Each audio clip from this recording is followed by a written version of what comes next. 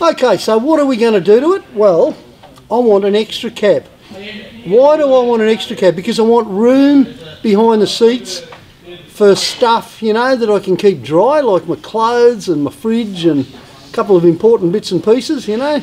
And I'm even thinking it might be kind of nice to crawl in and have a snooze every now and then, a little bit of a sleeper cab.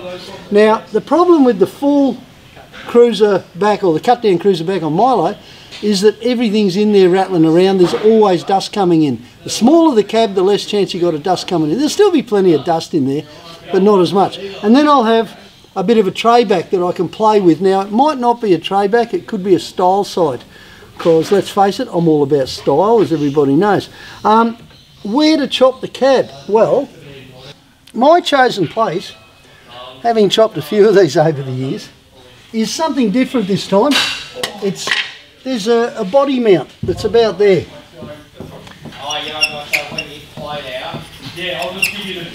And just behind that body mount, or just in front of that body mount, is a seam in the box section.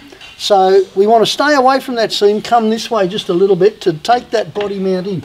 So basically, it's going to wind up about there. Now that'll be the chop line, and it'll go square right the way across. But Nick had this idea when he was playing with it of incorporating this panel here and that bit there. Maybe not the bottom bit, but certainly the top bit. Now, if we chop it here, and we can even take the whole roof line and then bring it forward to here, it's going to wind up, this will be flat, as in a square back, then it'll get to here and come out and flare around. We'll have those lovely quarter windows in the back there. And then one of these windows, one of these sliding windows, can be slipped into the back. Now why do you need that? Because I'm going to see, but I'll probably keep these solid. I'll probably just revert this to solid tin, or Nick and his mates will, we'll see. And then we might stick some louvers in it or something fancy, and some way of breathing it. But with a 40 series, unless you want to get blown away, you've got to have some way for the wind to come in and come out again. So if it goes out the back, a little sliding back window, it'll just be beautiful and breezy, won't need any of that fairy conditioning stuff. But the whole trick to cutting the body is to pick the seam that's got strength on that side of it. That's what we're going to do.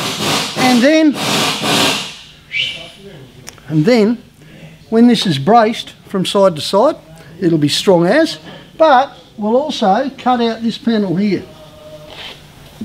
Just like Milo, because that's where the batteries are going to go. Why are the batteries going to go down there?